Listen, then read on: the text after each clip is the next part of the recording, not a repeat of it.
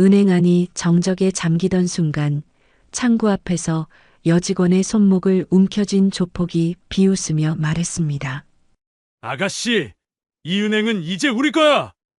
말 잘 들으면 편하게 넘어갈 수 있어. 그때 조용히 창구 옆에서 대기표를 들고 있던 한 여성이 자리에서 일어섭니다. 손을 놓으세요. 여기선 당신들 방식이 통하지 않습니다. 조폭 두목은 피식 웃으며 고개를 끄덕였습니다. 할머니가 뭘 안다고 끼어드십니까? 여성은 굳은 눈빛으로 단호히 대답했습니다. 나는 할머니가 아니라 전장에서 수천 명을 지휘했던 장군입니다. 순간 은행 안의 공기가 얼어붙습니다. 눈길이 그녀에게 쏠리며 모두가 속으로 똑같이 되묻습니다. 대체 무슨 일이 벌어지려는 걸까? 왜 은행의 평범한 오후가 순식간에 전쟁터로 변해가는 걸까? 이 낯선 여자의 정체는 무엇일까? 총구와 주먹이 오가는 긴박한 순간, 그리고 드러나는 배신과 숨겨진 진실. 평범한 은행 지점에서 시작된 사건은 누구도 예상치 못한 방향으로 흘러갑니다. 아침 햇살이 소도시의 낮은 건물들 사이로 스며들던 어느 평범한 날이었습니다. 이른 시간임에도 불구하고 거리에는 벌써 사람들의 발걸음이 분주했죠. 출근길 직장인들, 시장을 보러 나온 주부들, 그리고 산책을 나온 노인들이 각자의 하루를 시작하고 있었습니다. 강혜진은 오늘도 어김없이 아침 산책을 마치고 은행으로 향했습니다. 60살의 나이가 무색할 만큼 곧게 펴진 어깨와 단정한 걸음걸이는 누가 봐도 범상치 않은 기품을 느낄 수 있었죠. 하지만 혜진은 그런 자신의 모습을 애써 감추려 했습니다. 손에 든 낡은 가방, 수수한 옷차림, 그리고 일부러 느리게 걷는 발걸음까지 모든 것이 그저 평범한 동네 아줌마처럼 보이기 위한 노력이었습니다. 은행 앞에 도착한 혜진은 잠시 멈춰 섰습니다. 유리문 너머로 보이는 은행 내부는 조용했죠. 몇몇 손님들이 번호표를 뽑아들고 대기석에 앉아 있었고 창구 직원들은 업무를 준비하고 있었습니다. 혜진은 깊게 숨을 들이마셨어요. 군에서 전역한 지 벌써 몇 년이 흘렀지만 여전히 낯선 공간에 들어설 때면 주변을 경계하는 버릇이 남아 있었습니다. 문을 열고 들어서자 시원한 에어컨 바람이 얼굴을 스쳤습니다. 혜진은 익숙한 듯 번호표를 뽑고 대기석에 앉았죠. 창구 너머로 보이는 직원 중 한 명이 바로 지은이었습니다. 30대 초반으로 보이는 지은은 언제나 친절한 미소를 지었지만 오늘따라 그 미소 뒤에 피곤함이 묻어났어요. 아마도 어제 야근을 했거나 아니면 개인적인 고민이 있는 것 같았습니다. 혜진은 지은을 바라보며 속으로 생각했습니다. 저 나이 때 자신도 비슷했던 것 같다고요. 군에 갓 입대했을 때 모든 것이 낯설고 힘들었지만 그래도 웃음을 잃지 않으려 애썼던 시절이 떠올랐습니다.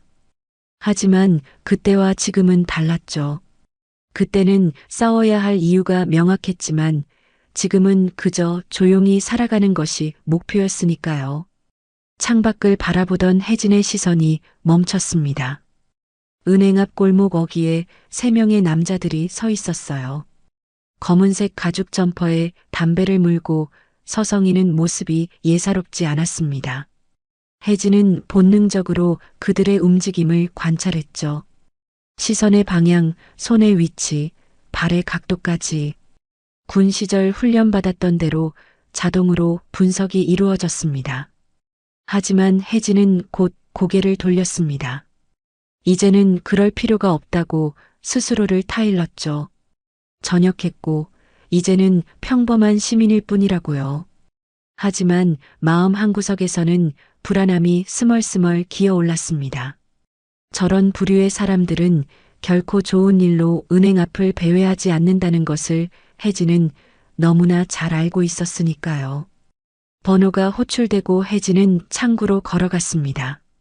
지은이 밝은 목소리로 인사를 건넸죠. 어머, 혜진 고객님. 오늘도 오셨네요. 적금 입금하러 오신 거죠? 혜진은 고개를 끄덕이며 통장을 내밀었습니다. 네, 오늘도 부탁드립니다. 지은은 능숙하게 업무를 처리하면서 말을 이었어요. 요즘 날씨가 참 좋죠? 산책하시기 딱 좋으시겠어요. 혜진은 짧게 대답했습니다. 그러네요. 아침 공기가 좋더라고요. 지은은 계속해서 이야기를 이어갔지만 혜진의 귀에는 제대로 들어오지 않았습니다. 왜냐하면 혜진의 시선은 여전히 창밖의 남자들에게 고정되어 있었으니까요. 그들은 이제 은행 입구 쪽으로 천천히 걸어오고 있었습니다. 혜진의 심장이 조금씩 빨라지기 시작했습니다. 군 시절의 기억들이 하나둘씩 되살아났죠. 위험을 감지했을 때의 그 느낌, 전투 직전의 긴장감, 그리고 모든 감각이 날카로워지는 순간, 혜진은 자신도 모르게 주먹을 쥐었다가 다시 폈습니다. 아니야, 이제는 그럴 필요가 없어. 그저 기분 탓일 거야. 혜진은 스스로를 달래려 했습니다. 지은이 업무를 마무리하며 말했습니다. 네, 다 처리됐어요. 오늘도 좋은 하루 보내세요. 혜진은 통장을 받아들고 자리를 떠나려 했습니다. 하지만 바로 그 순간 은행 문이 거칠게 열리는 소리가 들렸죠. 3명의 남자들이 들어왔고 그들의 발걸음은 결코 평범하지 않았습니다. 혜진은 즉시 상황을 파악했습니다. 걸음걸이, 시선 처리, 그리고 몸에서 풍기는 분위기까지 모든 것이 위험 신호였죠. 혜진은 천천히 대기석으로 걸어가 앉았습니다. 하지만 그녀의 눈은 계속해서 그 남자들을 주시하고 있었어요. 다른 손님들은 아직 아무것도 눈치채지 못한 듯 각자의 일에 집중하고 있었습니다. 남자들 중 한 명이 창구로 다가갔습니다. 덩치가 크고 얼굴에 흉터가 있는 남자였죠. 그는 지은에게 말을 걸었습니다. 저기요, 대출 상담 좀 받고 싶은데요. 지은은 친절하게 대답했어요. 네, 잠시만 기다려 주시면 담당자를 모셔다 드릴게요. 하지만 남자는 지은의 말을 무시하고 계속해서 창구에 기대어 섰습니다. 혜진은 그 모습을 보며 확신했습니다. 이들은 단순한 손님이 아니라고요. 아마도 대출을 빌미로 협박을 하려는 조폭일 것이라고 생각했죠. 혜진의 머릿속에서는 빠르게 대응 방안이 계산되고 있었습니다. 하지만 동시에 또 다른 생각이 스쳤어요. 이제는 싸움과 거리를 두고 살기로 했잖아. 조용히 넘어갈 방법은 없을까? 하지만 상황은 혜진의 바람과 달리 흘러갔습니다. 남자가 점점 더 큰 소리로 지은에게 말을 걸기 시작했고 다른 손님들도 하나둘씩 그쪽을 쳐다보기 시작했죠. 혜진은 깊게 숨을 들이마셨습니다. 가슴속 깊은 곳에서 오랫동안 잠들어 있던 무언가가 꿈틀거리기 시작했어요. 이제는 싸움 같은 건 그만하고 조용히 살아도 되잖아. 혜진은 속으로 되뇌었습니다. 하지만 세상은 가끔 잔인하게 날 불러내지. 혜진의 눈빛이 서서히 변하기 시작했습니다. 평범한 아줌마의 눈빛이 아니라 수많은 전장을 누볐던 군인의 눈빛으로요. 은행 안의 공기가 점점 무거워지기 시작했습니다. 처음에는 단순한 대출 상담인 줄 알았던 다른 손님들도 이제는 뭔가 이상하다는 것을 눈치채기 시작했죠. 흉터 남자는 여전히 창구에 기대어 서서 지은에게 계속 말을 걸고 있었고 나머지 2명은 은행 안을 천천히 둘러보며 위압적인 분위기를 만들어내고 있었습니다. 지은의 얼굴에서 미소가 사라졌습니다. 대신 불안함이 가득한 표정으로 바뀌었죠. 손님, 정확히 어떤 대출을 원하시는지 말씀해 주시면 담당자를 불러드릴게요. 지은은 최대한 침착하게 말했지만 목소리는 미세하게 떨리고 있었습니다. 흉터 남자는 비웃듯이 고개를 저었어요. 담당자? 그런 거 필요 없어. 우리는 특별한 대출을 받고 싶거든. 특별한 대출이라는 말에 지은은 더욱 당황했습니다. 손님 응대 매뉴얼에도 없는 상황이었죠. 지은은 주변을 둘러보며 도움을 청하려 했지만 지점장은 자리에 없었고 다른 직원들도 각자의 업무에 정신이 팔려 있었습니다. 흉터 남자는 그런 지은의 모습을 보며 피식 웃었어요.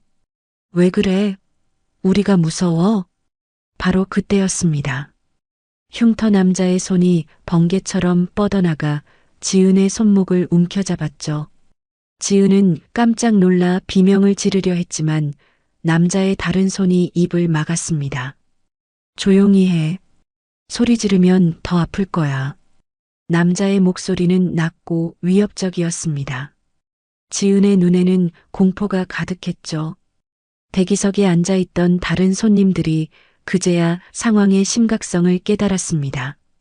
한 노인은 재빨리 자리에서 일어나 출구 쪽으로 향했고 젊은 남자는 핸드폰을 꺼내려 했죠. 하지만 나머지 2명의 조폭 중 1명이 출구를 막아섰고 다른 1명은 젊은 남자에게 다가가 핸드폰을 빼앗았습니다. 가만히 있어. 우리 일 끝날 때까지만. 은행 안은 순식간에 아수라장이 되었습니다. 몇몇 손님들은 겁에 질려 구석으로 몸을 숨겼고 어떤 이들은 조용히 울기 시작했죠. 직원들도 어찌할 바를 몰라 했습니다. 이때 안쪽 사무실에서 지점장이 나왔어요. 50대 중반의 지점장은 상황을 파악하자마자 얼굴이 창백해졌습니다. 지점장은 떨리는 목소리로 말했습니다. 여러분, 제발 조용히 하세요. 손님들이 놀라잖습니까? 하지만 그의 말투에는 권위가 없었죠. 오히려 애원하는 듯한 느낌이었습니다. 흉터 남자는 지점장을 보며 비웃었어요. 지점장님, 오랜만이네요. 우리 약속 기억하시죠? 지점장은 아무 대답도 하지 못한 채 고개를 떨구었습니다. 혜진은 그 모든 장면을 조용히 지켜보고 있었습니다. 상황은 예상보다 훨씬 심각했죠. 단순한 협박이 아니라 계획된 범죄였습니다. 그리고 지점장의 반응을 보니 이미 오래전부터 이들과 연결되어 있었던 것 같았어요. 혜진의 머릿속에서는 수많은 계산이 이루어지고 있었습니다.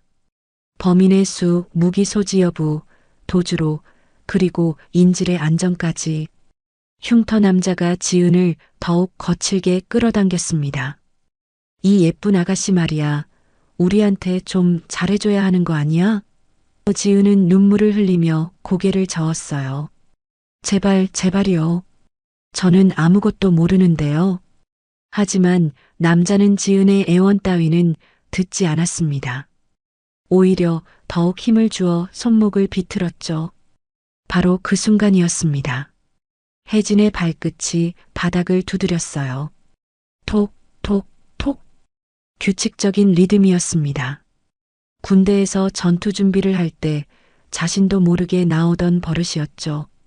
혜진의 온몸에 긴장감이 돌기 시작했습니다.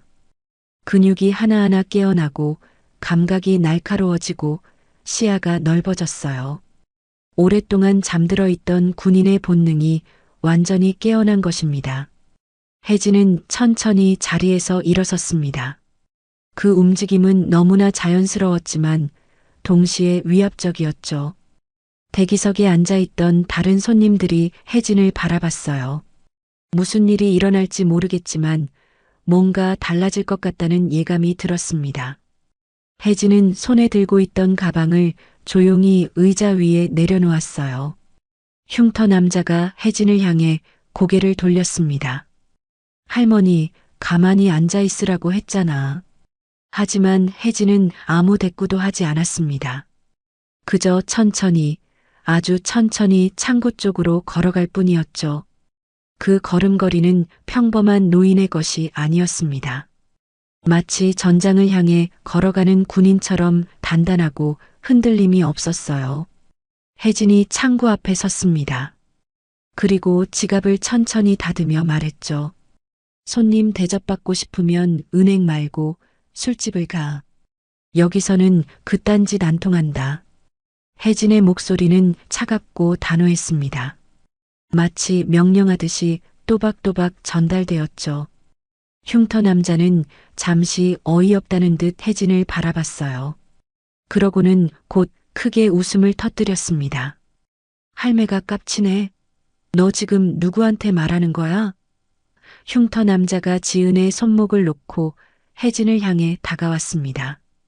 다른 두 명의 조폭도 혜진 쪽으로 천천히 이동했죠. 출구를 막던 남자와 핸드폰을 빼앗았던 남자 모두 혜진을 위협하려는 듯 다가왔습니다. 이제 세 명 모두 혜진을 에워쌌어요. 혜진은 전혀 흔들리지 않았습니다. 오히려 그 눈빛은 더욱 날카로워졌죠. 여직원 놓고 지금 당장 나가. 혜진의 목소리에는 군 시절의 구령 같은 힘이 담겨 있었습니다. 명령이자 경고였죠. 하지만 조폭들은 그 경고를 무시했어요. 흉터 남자가 혜진의 어깨를 밀치려 했습니다. 바로 그 순간이었습니다. 혜진의 손이 번개처럼 움직였어요. 흉터 남자의 팔목을 정확히 잡아채고 그대로 비틀어 꺾었습니다. 남자는 비명을 지르며 무릎을 꿇었죠. 혜진은 거기서 멈추지 않았어요. 남자의 팔꿈치를 정확한 각도로 제압하고 동시에 무릎으로 복부를 가격했습니다. 모든 움직임이 1초도 안 되는 시간에 이루어졌죠. 나머지 두 명이 동시에 덤벼들었습니다. 하지만 혜진에게는 그들의 움직임이 너무나 느리게 보였어요. 왼쪽에서 오는 주먹을 피하며 오른쪽 남자의 다리를 걸었습니다. 남자는 균형을 잃고 바닥에 쓰러졌죠. 그리고 왼쪽 남자의 턱을 정확히 가격했어요. 남자는 그대로 뒤로 넘어졌습니다. 은행 안은 순식간에 조용해졌습니다. 세 명의 조폭이 모두 바닥에 쓰러져 신음하고 있었고 혜진은 그 한가운데 서 있었죠. 숨 하나 흐트러지지 않은 채로요. 다른 손님들은 믿을 수 없다는 표정으로 혜진을 바라봤어요. 지은도 눈물을 멈추고 혜진을 쳐다봤습니다. 방금 무슨 일이 일어난 건지 이해할 수 없었죠. 혜진은 지은을 향해 고개를 끄덕였습니다. 괜찮아요? 지은은 고개를 끄덕이며 대답했어요. 네. 감사합니다. 하지만 혜진의 표정은 여전히 굳어 있었습니다. 뭔가 찝찝한 느낌이 들었거든요. 너무 쉬웠습니다. 이 정도 실력의 조폭들이 이런 대담한 범죄를 저지를 리가 없었죠. 그리고 혜진의 예감은 틀리지 않았습니다. 은행 밖에서 엔진 소리가 들렸어요. 검은색 승합차가 은행 앞에 멈춰 섰고 차 문이 열리면서 더 많은 남자들이 쏟아져 나왔습니다. 혜진은 창밖을 보며 작게 한숨을 쉬었어요. 이제 본격적으로 시작되는구나. 검은색 승합차에서 내린 남자들은 앞서 쓰러진 세 명과는 분위기가 달랐습니다. 체격도 더 건장했고 움직임도 훨씬 조직적이었죠. 최소한 7명은 되어 보였어요. 그들은 은행 입구로 일제히 몰려들기 시작했습니다. 앞서 제압당한 조폭들을 보며 얼굴을 찌푸렸지만 곧 혜진을 향해 시선을 고정했죠. 은행 안의 분위기가 다시 한번 급변했습니다. 처음에는 혜진이 상황을 해결해 주리라 기대했던 손님들이 이제는 더 큰 공포에 빠졌어요. 저기요. 경찰을 불러야 하는 거 아닌가요? 한 중년 남자가 떨리는 목소리로 물었습니다. 하지만 아무도 대답하지 않았죠. 핸드폰은 이미 빼앗긴 상태였고 은행 전화기는 조폭들이 장악하고 있었으니까요. 혜진은 천천히 뒤로 물러서며 지은에게 다가갔습니다. 괜찮아요? 지은은 여전히 겁에 질린 표정이었지만 고개를 끄덕였어요. 네, 괜찮아요. 그런데 아줌마, 우리 어떡하죠? 저 사람들. 지은의 목소리는 점점 작아졌습니다. 혜진은 지은의 어깨를 가볍게 두드리며 말했죠. 일단 내 뒤에 있어요. 내가 뭐라도 해볼게요. 은행 입구로 몰려든 남자들 중 한 명이 앞으로 나섰습니다. 40대 초반으로 보이는 남자였는데 다른 이들과 달리 정장을 입고 있었어요. 아마도 이들의 두목인 듯 했습니다. 남자는 바닥에 쓰러진 부하들을 보더니 혀를 찼죠. 쯧쯧, 이 꼴이 뭐야? 할머니 한 명도 못 당하고. 그러고는 혜진을 향해 천천히 걸어왔습니다. 할머니, 아니 아줌마라고 해야 하나? 두목은 비아냥거리는 투로 말했습니다. 제법인데요? 어디서 배웠어요? 그 솜씨? 혜진은 아무 대답도 하지 않았어요. 그저 조용히 두목을 바라볼 뿐이었습니다. 두목은 혜진의 침묵을 무시로 받아들인 듯 코웃음을 쳤죠. 말이 없으시네. 뭐 상관없어요. 어차피 오늘 여기서 끝날 테니까. 두목이 손짓을 하자 뒤에 있던 남자들이 일제히 앞으로 나섰습니다.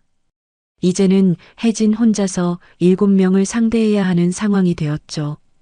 은행 안의 손님들은 더욱 구석으로 몸을 숨겼어요. 어떤 이들은 책상 밑으로 기어 들어갔고 어떤 이들은 벽에 바짝 붙어 서 있었습니다. 모두가 두려움에 떨고 있었죠. 지은이 혜진의 옷자락을 잡으며 속삭였습니다. 아줌마 경찰을 불러야 해요. 이러다 큰일 나요. 혜진은 고개를 저었어요. 아직은 안 돼. 경찰이 오려면 시간이 걸려. 그 사이에 인질이 다칠 수도 있어. 지은은 이해할 수 없다는 표정을 지었지만 더 이상 말하지 않았습니다. 혜진의 목소리에는 확신이 담겨 있었으니까요. 혜진은 속으로 빠르게 계산하고 있었습니다. 7명을 동시에 상대하기는 어렵죠. 하나씩 제압해야 하는데 그러려면 그들을 분산시켜야 합니다. 하지만 이들은 앞서 3명과 달리 조직적으로 움직일 것 같았어요. 그렇다면 먼저 두목을 노려야 합니다. 두목만 제압하면 나머지는 흔들릴 테니까요. 하지만 혜진에게도 불안함이 있었습니다. 나이가 문제였죠. 전역 후 몇 년 동안 제대로 된 훈련을 하지 않았어요. 몸은 아직 날카롭지만 예전만큼은 아니었습니다. 지구력도 떨어졌고 반응 속도도 조금씩 느려지고 있었죠. 하지만 지금 이 순간 그런 걸 생각할 여유는 없었습니다. 혜진은 깊게 숨을 들이마셨어요. 두목이 다시 입을 열었습니다. 자, 이제 협조 좀 하시죠. 우리는 여기 온 목적이 따로 있어요. 아줌마나 다른 손님들한테는 관심 없으니까 조용히 구석에 앉아 계세요. 혜진은 여전히 대답하지 않았어요. 두목은 점점 짜증이 나는 듯 했습니다. 말 안 들으면 다칠 수 있어요. 아줌마도 그리고 저 뒤에 있는 예쁜 아가씨도. 그 말에 혜진의 눈빛이 변했습니다. 지은을 위협하는 것은 용납할 수 없었죠.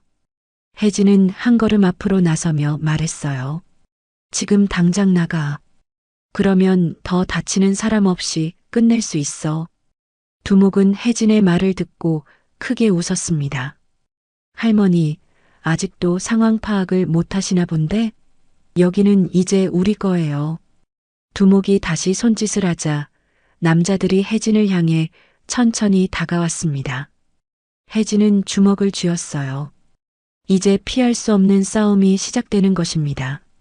하지만 이번에는 앞서와 다를 것 같았죠. 이들은 준비가 되어 있었고 혜진을 우습게 보지 않았으니까요. 긴장감이 극에 달했습니다. 첫 번째 남자가 혜진에게 달려들었습니다. 혜진은 재빨리 옆으로 비켜서며 남자의 팔을 잡아 비틀었어요. 남자는 비명을 지르며 바닥에 쓰러졌죠. 하지만 곧바로 두 번째, 세 번째 남자가 동시에 덤벼들었습니다. 혜진은 한 명의 무릎을 걸어 넘어뜨리고 다른 한 명의 명치를 가격했어요. 움직임은 여전히 날카로웠습니다. 하지만 숫자가 문제였습니다. 한 명을 제압하는 사이에 다른 남자가 뒤에서 혜진을 붙잡으려 했어요. 혜진은 재빨리 몸을 돌려 팔꿈치로 남자의 얼굴을 가격했습니다. 남자는 뒤로 휘청거렸죠. 하지만 그 순간 또 다른 남자의 주먹이 혜진의 옆구리를 스쳤어요. 혜진은 작게 신음했지만 곧 자세를 바로잡았습니다.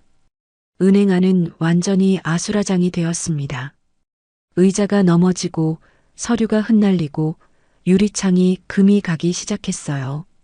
손님들은 비명을 지르며 더욱 구석으로 몸을 피했습니다. 지은은 창구 뒤로 몸을 숨긴 채 혜진을 걱정스럽게 바라봤죠. 아줌마, 제발 조심해요. 하지만 혜진은 대답할 여유가 없었습니다.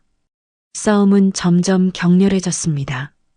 혜진은 여전히 우위를 점하고 있었지만 시간이 지날수록 숨이 가빠졌어요. 나이가 드는 건 어쩔 수 없는 일이었죠. 근육이 뻐근해지고 반응이 조금씩 느려지기 시작했습니다. 하지만 혜진은 멈출 수 없었어요. 지금 멈추면 모든 게 끝나니까요. 두목은 싸움을 지켜보며 표정이 굳어졌습니다.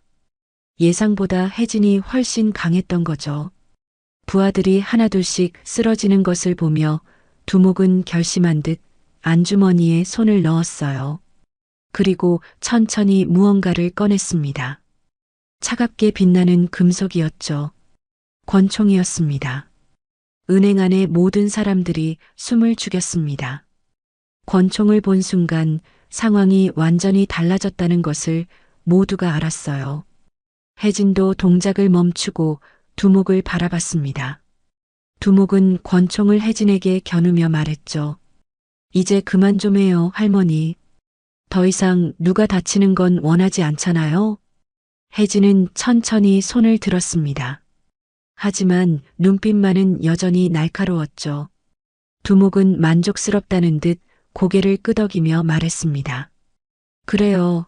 그렇게 협조하면 되는 거예요. 이제부터는 우리 말대로 하세요. 그러면 아무도 다치지 않아요. 하지만 혜진은 그 말을 믿지 않았습니다. 권총을 꺼낸 순간 이미 선을 넘은 것이니까요. 권총이 혜진을 향해 겨눠진 순간 은행 안의 시간이 멈춘 듯 했습니다. 손님들은 숨조차 제대로 쉬지 못했고 직원들은 공포에 질린 얼굴로 서로를 바라봤죠. 지은은 창구 뒤에서 두 손으로 입을 막은 채 눈물을 흘리고 있었어요. 모든 것이 최악의 상황으로 치닫고 있었습니다. 두목은 권총을 든 채 천천히 혜진에게 다가왔습니다. 할머니, 당신 정말 대단하더군요. 우리 부하들을 이렇게 만들다니. 하지만 이제 게임은 끝이에요. 총알 앞에서는 아무리 강해도 소용없으니까. 두목의 목소리에는 승리감이 묻어났죠. 혜진은 여전히 손을 든 채로 두목을 조용히 바라봤습니다. 바로 그때 안쪽 사무실에서 지점장이 다시 나타났습니다. 지점장의 얼굴은 창백했고 이마에는 식은땀이 흐르고 있었어요. 저기 형님. 이러시면 안 됩니다. 사람이 다치면. 지점장은 떨리는 목소리로 말했지만 두목은 차갑게 쏘아봤죠. 닥쳐, 박 지점장. 당신이나 약속대로 일 처리해. 지점장은 더 이상 말하지 못하고 고개를 숙였습니다. 혜진은 그 모습을 보며 확신했어요. 지점장이 이들과 공모하고 있다는 것을요. 아마도 오래전부터 이 은행을 통해 불법적인 거래가 이루어지고 있었을 것입니다. 혜진은 속으로 한숨을 쉬었죠. 생각보다 상황이 훨씬 복잡하고 위험했습니다. 두목이 지점장에게 고개짓을 하자 지점장은 황급히 안쪽 금고실로 향했습니다. 두목은 다시 혜진을 향해 권총을 겨누며 말했어요. 자, 이제 모두 저쪽 벽에 붙어서 앉으세요. 가만히 있으면 다치는 사람 없어요. 손님들은 떨리는 발걸음으로 벽 쪽으로 이동했습니다. 지은도 울먹이며 자리를 옮기려 했죠. 하지만 혜진은 움직이지 않았습니다. 여전히 두목을 똑바로 바라보고 있었어요. 두목은 짜증이 난 듯 권총을 더욱 가까이 들이밀었습니다. 할머니, 못 들었어요? 저쪽으로 가라고요. 혜진은 천천히 입을 열었죠. 당신들 여기서 돈 세탁해왔지? 지점장이 도왔고. 두목의 얼굴에 순간 당황한 기색이 스쳤습니다. 뭐? 할머니가 어떻게? 두목은 말을 멈췄어요. 그리고 곧 비웃으며 말했습니다. 그래요, 맞아요. 우리는 여기서 몇 년 동안 일을 해왔어요. 박 지점장이 우리 사람이거든. 덕분에 꽤 많은 돈을 깨끗하게 만들 수 있었죠. 두목은 더 이상 숨길 필요가 없다고 판단한 듯 사실을 인정했습니다. 은행 안의 손님들과 직원들은 충격에 빠졌습니다. 자신들이 믿고 거래하던 은행이 사실은 범죄 조직의 돈 세탁 장소였다는 것을 알게 된 거죠. 지은은 믿을 수 없다는 표정으로 고개를 저었어요. 아니야, 그럴 리가 없어. 우리 지점장님이. 하지만 현실은 냉혹했습니다. 지점장이 금고실에서 나오며 큰 가방을 들고 있었으니까요. 지점장은 가방을 두목에게 건네며 말했습니다. 여기 있습니다. 약속한 대로 3억이에요. 두목은 가방을 받아 열어봤어요. 안에는 빼곡하게 현금이 들어 있었죠. 두목은 만족스럽다는 듯 고개를 끄덕였습니다. 좋아요, 박 지점장. 역시 믿을 만한 사람이에요. 하지만 그 말투에는 비아냥거림이 섞여 있었습니다. 지점장은 조심스럽게 물었어요. 이제 가실 건가요? 제발 사람들은 다치게 하지 말아주세요. 두목은 잠시 생각하는 듯 하더니 고개를 저었습니다. 글쎄요, 그건 저 할머니한테 달렸는데 할머니가 너무 많이 봤거든요. 우리 얼굴도 다 봤고 지점장이 공모자라는 것도 알고 있고. 두목의 눈빛이 차갑게 변했습니다. 혜진은 두목의 의도를 정확히 알아챘습니다. 증인을 없애려는 거죠.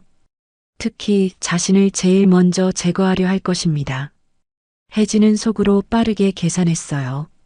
권총과의 거리, 주변 사물의 위치, 그리고 도주로까지. 하지만 상황은 절망적이었습니다. 권총을 든 상대를 맨손으로 제압하기는 거의 불가능했으니까요.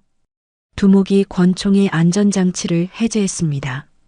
찰칵하는 소리가 은행 안에 울려 퍼졌죠. 손님들은 더욱 공포에 질렸고 어떤 이들은 소리내어 울기 시작했어요. 지은은 혜진을 향해 소리쳤습니다. 아줌마, 제발요. 제발 살아요. 하지만 혜진은 여전히 침착했습니다. 오히려 두목을 향해 한 걸음 더 다가갔죠. 당신 방아쇠 당길 용기 있어? 혜진이 조용히 물었습니다. 두목은 황당하다는 듯 웃었어요. 할머니, 지금 나 도발하는 거예요? 내가 진짜 쏠 수도 있는데? 혜진은 고개를 저었습니다. 쏘지 못할 거야. 여기서 총소리 나면 경찰이 바로 올 테고 당신들은 도망갈 시간도 없어. 돈 가방 들고 도망치는 게 목적이라면 총은 쏘면 안 돼. 두목의 얼굴이 굳어졌습니다. 혜진의 말이 맞았으니까요. 총을 쏘는 순간 모든 계획이 틀어지는 것입니다.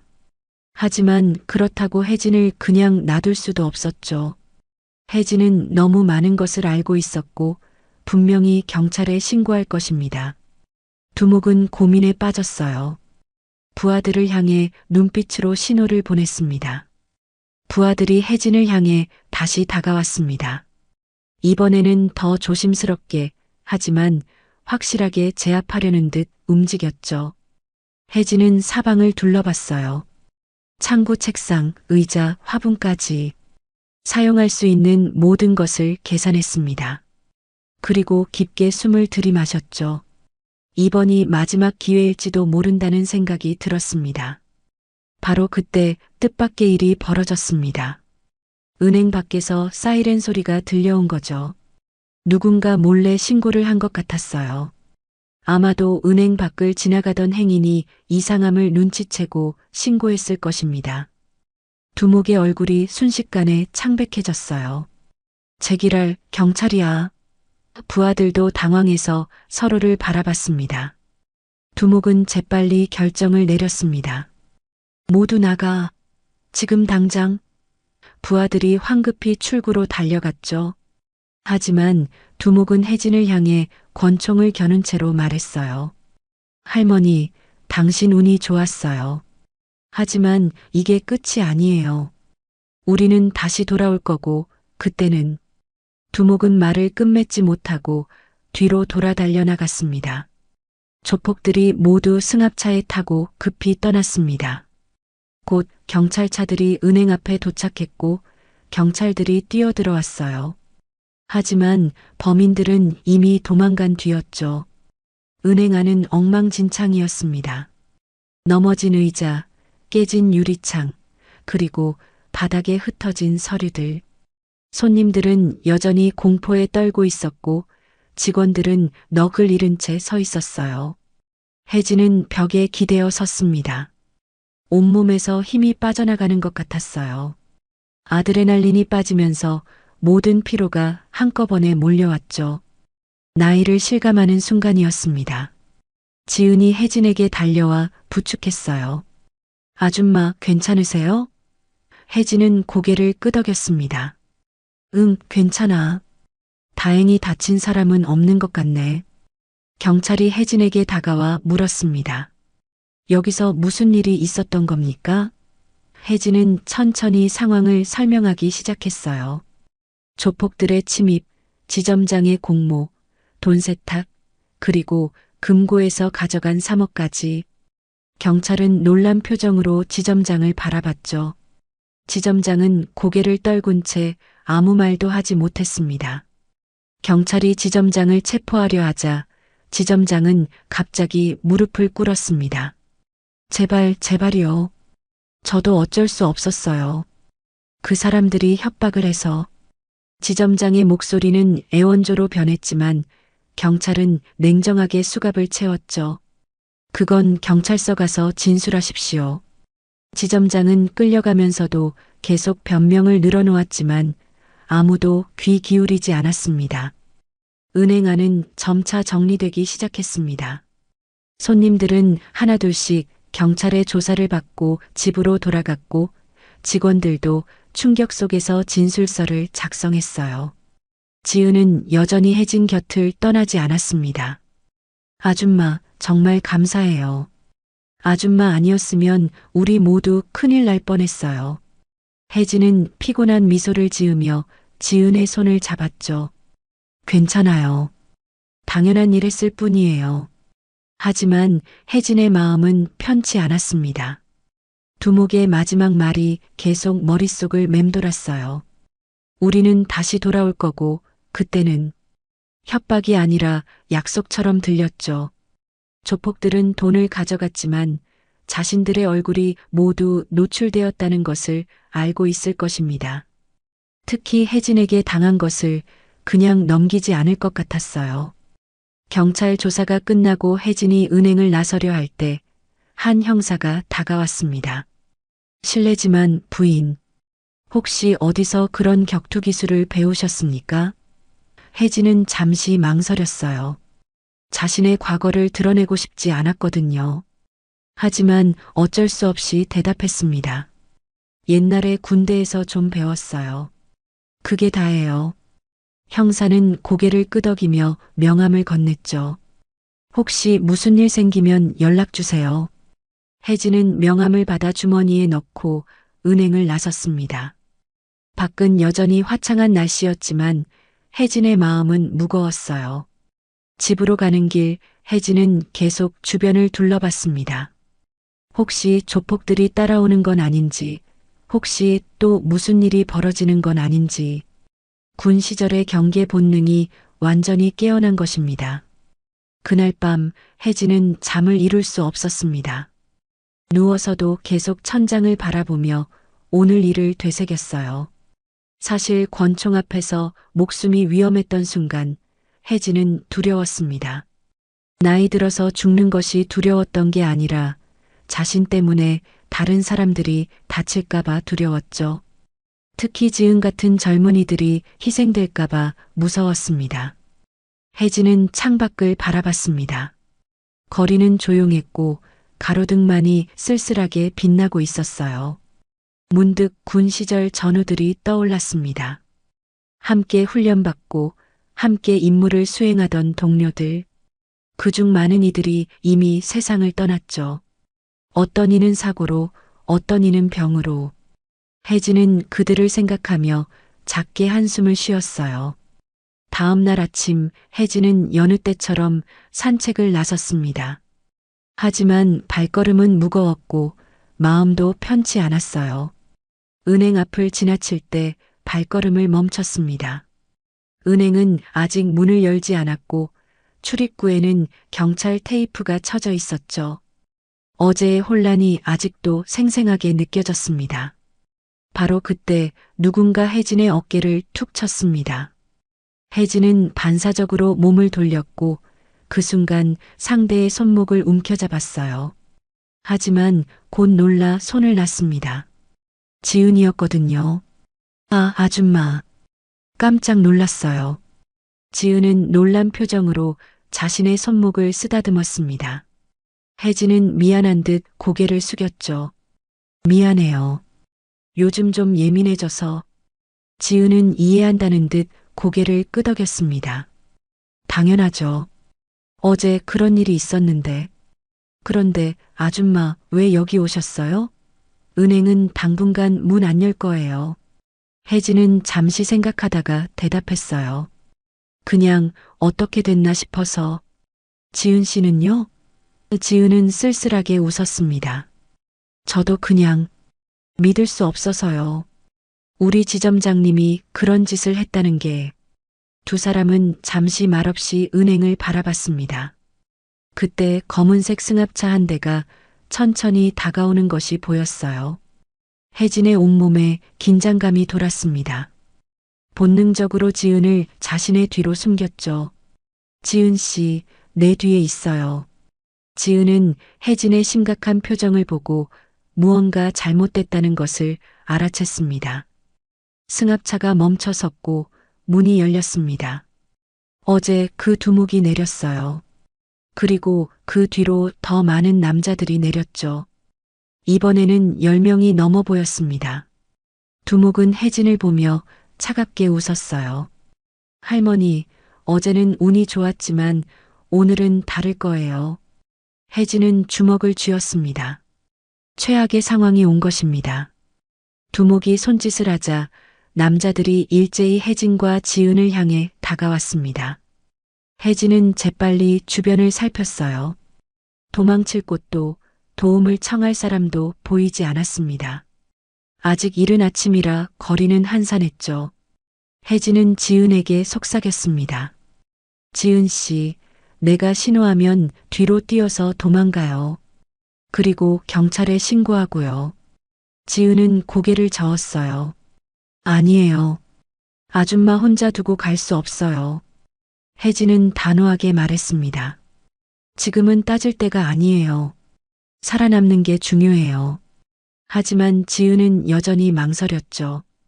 그 사이 남자들은 점점 가까워지고 있었습니다. 혜진의 심장이 빠르게 뛰기 시작했어요. 두목이 다시 입을 열었습니다.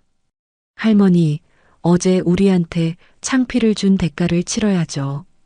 그리고 경찰에 우리 얼굴을 다 일러바쳤으니 이제 우리도 할 말이 없어요. 어차피 잡히면 오래 들어갈 거 제대로 해야죠. 두목의 말투에는 살기가 느껴졌습니다. 이들은 진심으로 혜진을 해칠 작정인 것 같았어요. 혜진은 깊게 숨을 들이마셨습니다. 이번에는 정말 목숨을 걸어야 할 것 같았죠. 하지만 동시에 다른 생각도 들었어요. 여기서 쓰러지면 지은도 위험해진다는 것. 절대 그럴 수는 없었습니다. 혜진은 군 시절 배웠던 모든 기술을 떠올렸어요. 그리고 마지막 힘을 짜낼 준비를 했습니다. 첫 번째 남자가 달려들었습니다. 혜진은 재빠르게 옆으로 피하며 남자의 다리를 걸었어요. 남자는 바닥에 쓰러졌죠.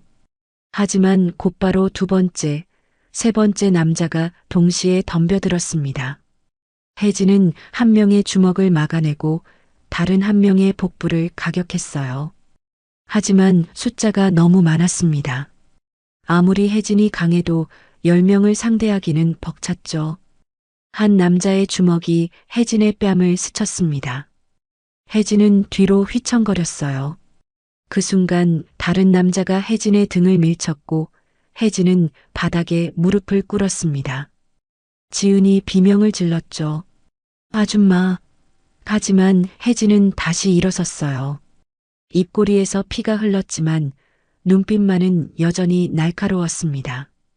두목이 혜진 앞으로 다가왔습니다.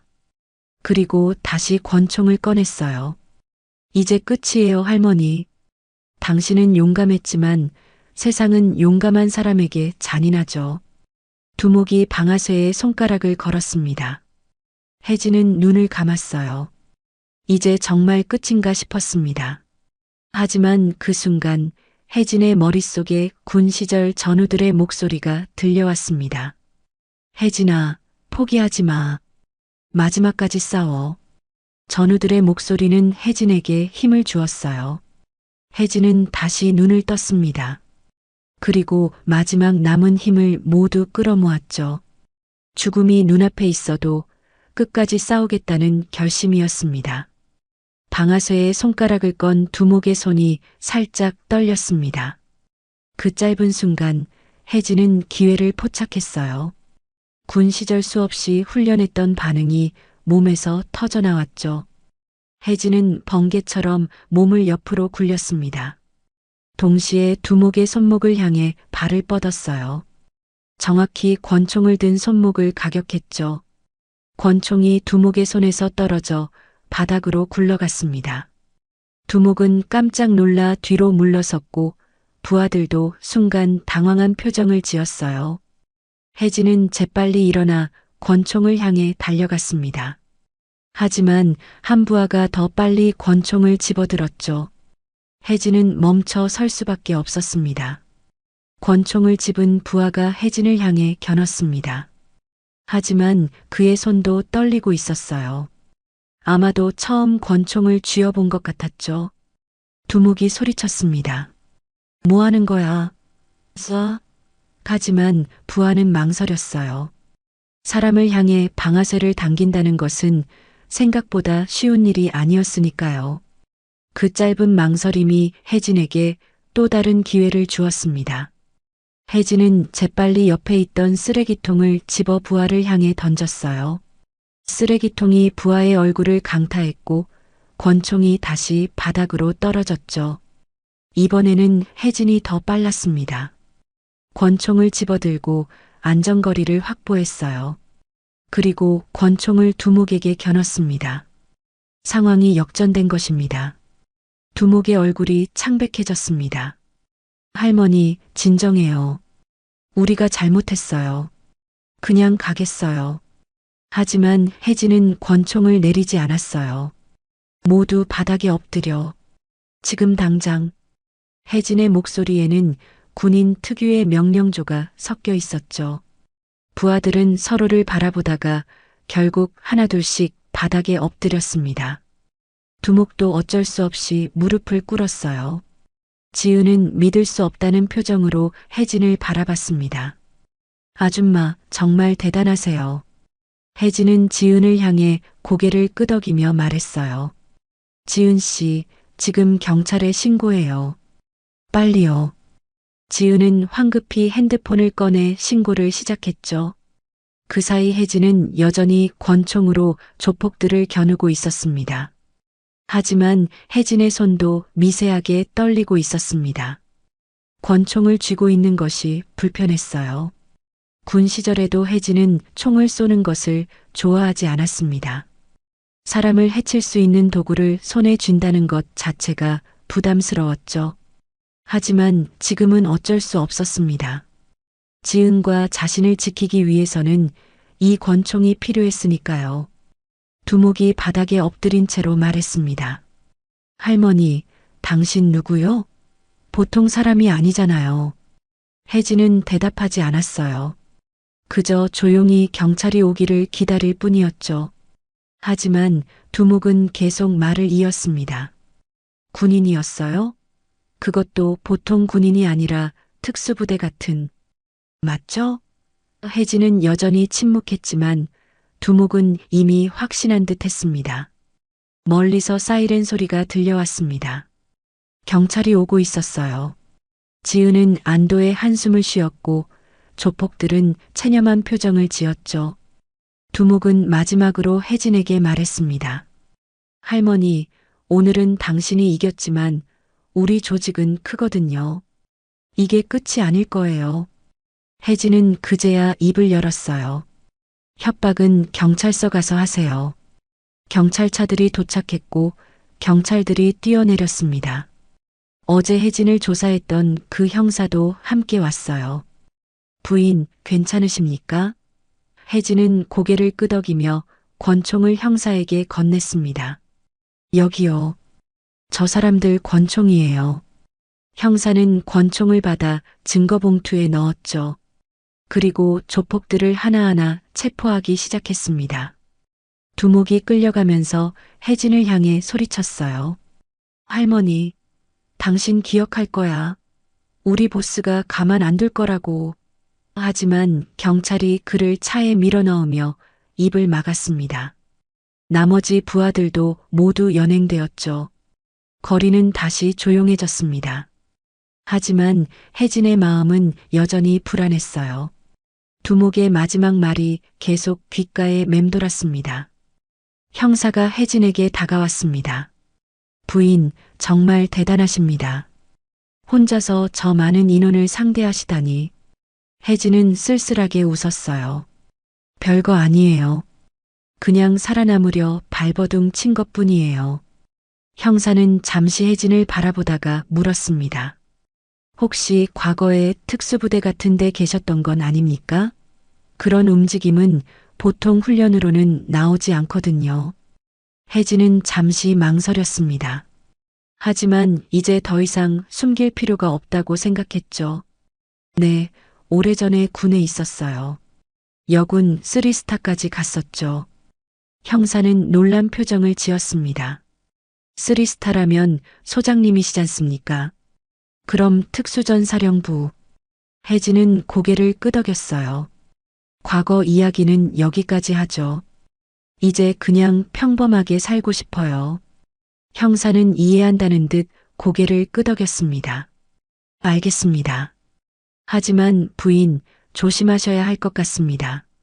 저 조폭 두목 말처럼 뒤에 더 큰 조직이 있을 수 있어요. 혹시 모르니까 경호가 필요하시면 말씀하세요. 혜진은 손을 저었죠. 괜찮아요. 제가 알아서 조심할게요. 하지만 속으로는 걱정이 되었습니다. 지은이 혜진에게 다가와 말했어요. 아줌마, 이제 어떡하실 거예요? 정말 위험한 것 같은데. 혜진은 지은의 어깨를 토닥이며 말했습니다. 지은 씨는 걱정하지 마요. 나는 괜찮을 거예요. 그보다 지은 씨가 안전해야 해요. 당분간 다른 데 가 있는 게 좋을 것 같은데. 지은은 고개를 저었어요. 아니에요. 저도 도와드리고 싶어요. 혜진은 단호하게 말했습니다. 안 돼요. 지은 씨는 아직 젊고 앞날이 창창해요. 이런 위험한 일에 휘말리면 안 되죠. 지은은 눈물을 글썽이며 대답했어요. 하지만 아줌마는요? 아줌마도 소중한 분인데. 혜진은 쓸쓸하게 웃었습니다. 나는 이미 많이 살았어요. 그리고 이런 일에 익숙하기도 하고요. 경찰 조사가 모두 끝나고 혜진과 지은은 각자 집으로 돌아갔습니다. 혜진은 집에 도착해서도 계속 주변을 경계했어요. 혹시 또 누가 따라온 건 아닌지, 혹시 집 근처에 수상한 사람이 있는 건 아닌지. 군 시절의 습관이 완전히 되살아났습니다. 혜진은 창문마다 커튼을 쳤고 문을 이중으로 잠갔죠. 밤이 되자 혜진은 잠들지 못하고 거실에 앉아 있었습니다. 어둠 속에서 과거를 되돌아봤어요. 젊은 시절 군에 입대했을 때부터 힘든 훈련을 견뎌내고 계급을 올라가고 마침내 소장까지 오른 순간들, 그리고 전역을 결심하게 된 그 사건까지 모든 것이 주마등처럼 스쳐 지나갔습니다. 혜진은 작게 한숨을 쉬었어요. 이제는 평범하게 살고 싶었는데 세상이 날 가만 안 두는구나. 하지만 동시에 다른 생각도 들었습니다. 어쩌면 이것이 자신의 운명일지도 모른다고요. 누군가를 지키기 위해 싸우는 것, 그것이 자신이 태어난 이유일지도 모른다고. 혜진은 창밖을 바라보며 다짐했습니다. 좋아, 그럼 제대로 끝을 보자. 다음 날 아침 혜진은 평소보다 일찍 일어났습니다. 잠을 제대로 자지 못했지만 눈빛만은 또렷했어요. 거울을 보니 뺨에 멍이 들어 있었고 입꼬리의 상처도 아직 아물지 않았죠. 하지만 혜진은 개의치 않았습니다. 이 정도 상처는 군 시절에 비하면 아무것도 아니었으니까요. 혜진은 오랜만에 옷장 깊숙한 곳을 뒤졌습니다. 그곳에는 군복과 함께 낡은 상자 하나가 있었어요. 혜진은 상자를 꺼내 조심스럽게 열었죠. 안에는 군번줄, 계급장, 그리고 몇 장의 사진이 들어 있었습니다. 전우들과 함께 찍은 사진들이었어요. 모두들 젊고 씩씩한 모습이었죠. 혜진은 사진을 한참 바라보다가 다시 상자에 넣었습니다. 그리고 상자 밑바닥에서 작은 수첩을 꺼냈어요. 군 시절 비상 연락망이 적혀 있는 수첩이었습니다. 혜진은 수첩을 펼쳐 이름들을 하나하나 확인했죠. 대부분 연락이 끊긴 사람들이었지만 몇몇은 아직도 연락할 수 있을 것 같았어요. 혜진은 핸드폰을 꺼내 망설이다가 한 번으로 전화를 걸었습니다.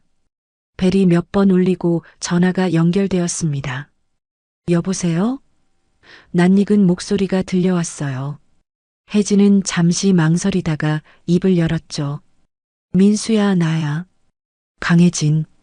전화기 너머로 놀라는 기척이 느껴졌습니다. 소장님? 소장님 맞으세요? 오랜만입니다. 민수는 반가운 목소리로 외쳤어요. 혜진은 쓸쓸하게 웃으며 말했습니다. 이제 소장 아니야. 그냥 혜진이라고 불러. 민수는 혜진의 목소리에서 뭔가 심상치 않은 것을 느꼈습니다. 무슨 일 있으세요?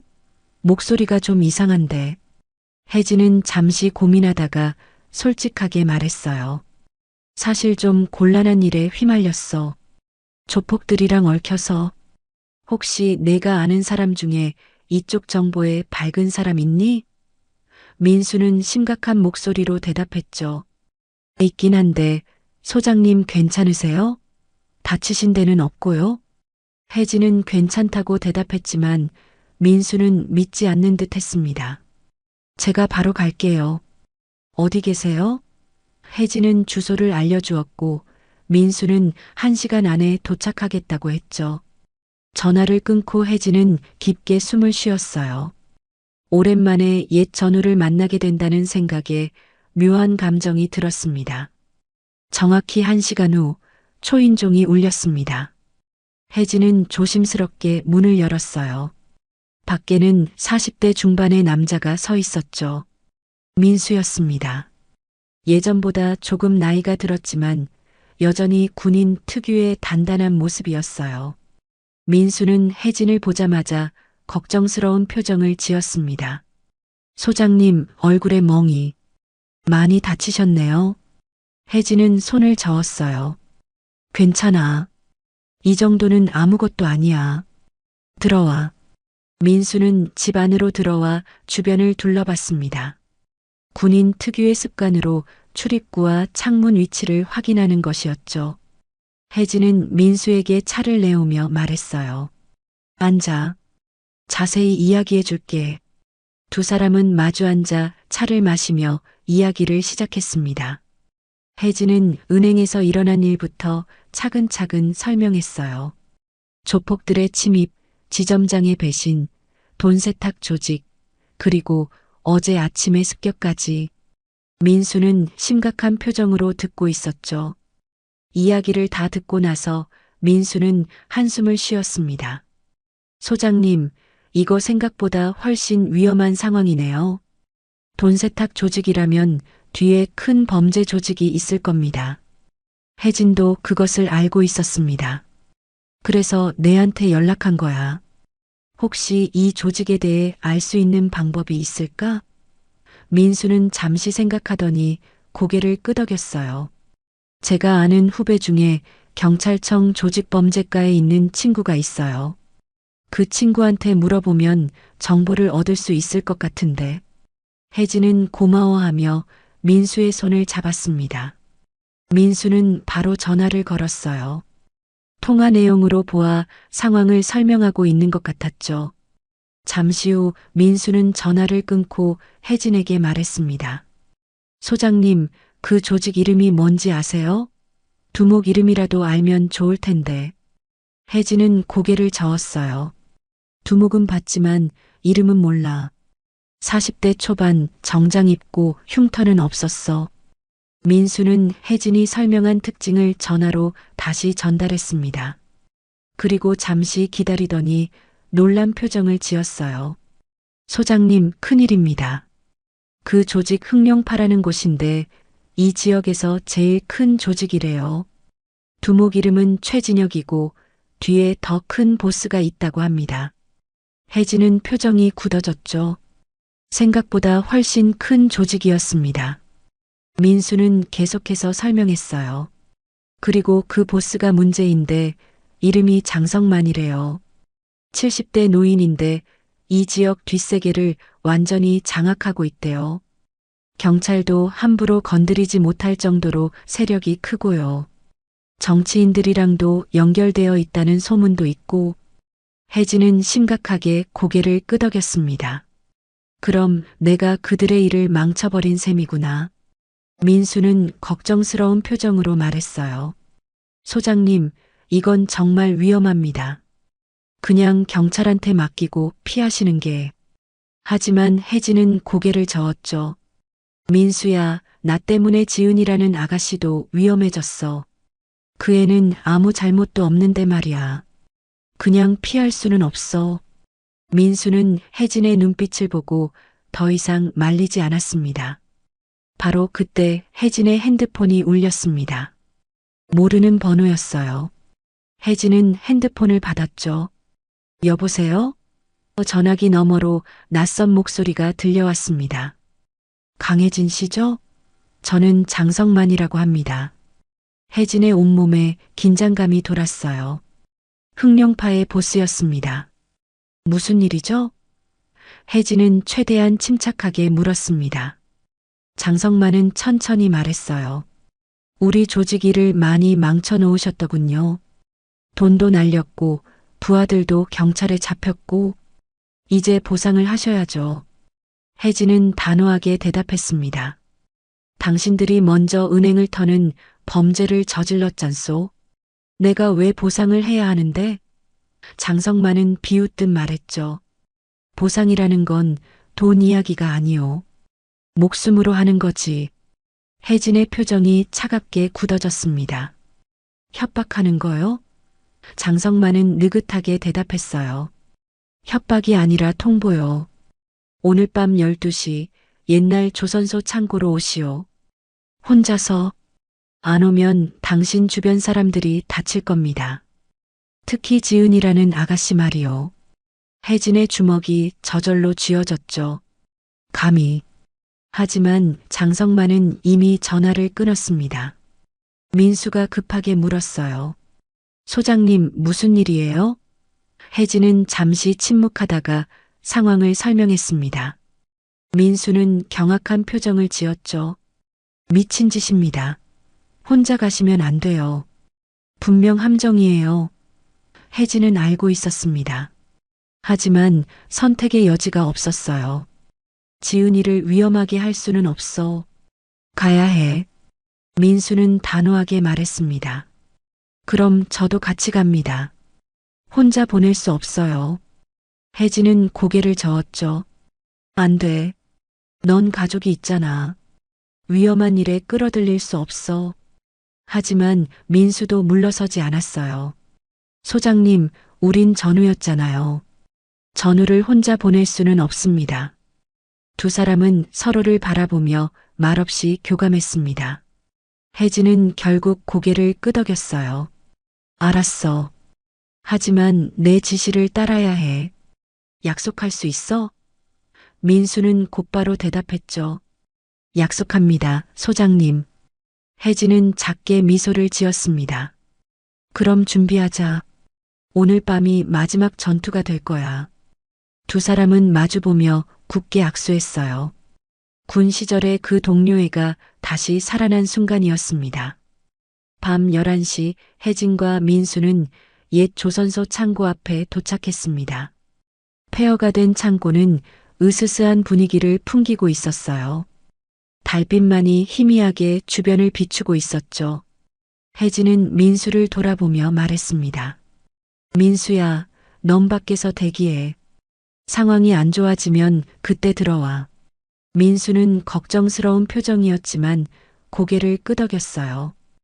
혜진은 창고 안으로 들어갔습니다.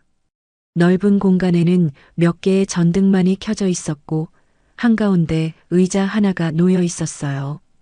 그리고 그 주변으로 수십 명의 조폭들이 둘러싸고 있었죠. 앞쪽에는 70대로 보이는 노인이 앉아 있었습니다. 바로 장성만이었어요. 그는 혜진을 보며 천천히 박수를 쳤습니다. 용감하시군요, 강혜진 씨. 정말 혼자 오셨어. 장성만의 목소리는 나이에 비해 힘이 있었습니다. 혜진은 조용히 앞으로 걸어가며 말했어요. 약속대로 왔소. 이제 지은이는 건드리지 말아요. 장성만은 비웃으며 고개를 저었죠. 그건 당신이 얼마나 협조적인지에 달렸소. 혜진은 주변을 둘러봤습니다. 탈출구는 봉쇄되어 있었고 조폭들은 무기를 들고 있었어요. 최악의 상황이었죠. 하지만 혜진의 눈빛은 흔들리지 않았습니다. 장성만이 다시 입을 열었어요. 강혜진 씨, 들었소?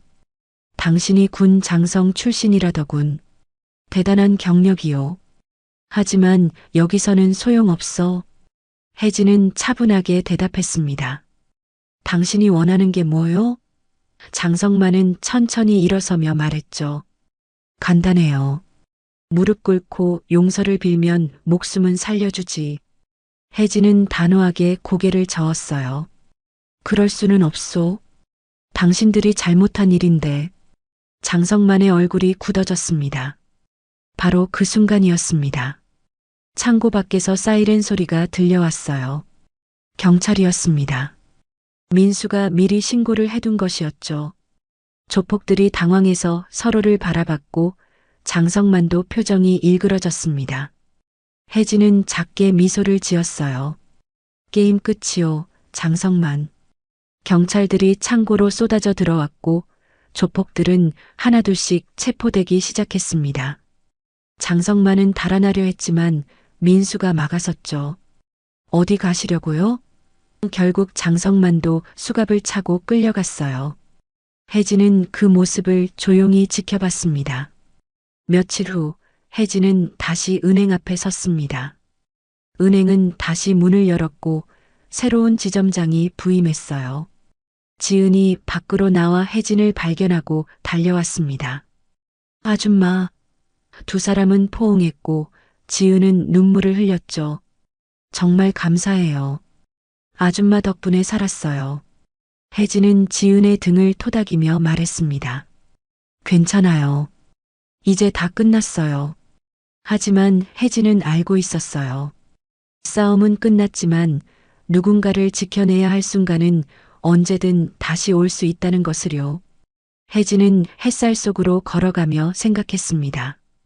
내 싸움은 끝났지만 삶은 계속되는 거야. 혜진의 어깨 위로 따뜻한 햇살이 내리쬐었습니다.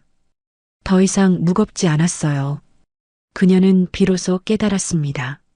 자신의 역할은 끝나지 않았고 평범한 일상 속에서도 누군가의 보호자가 될 수 있다는 것을요. 혜진은 작게 미소 지으며 천천히 걸어갔습니다. 새로운 하루를 향해서요.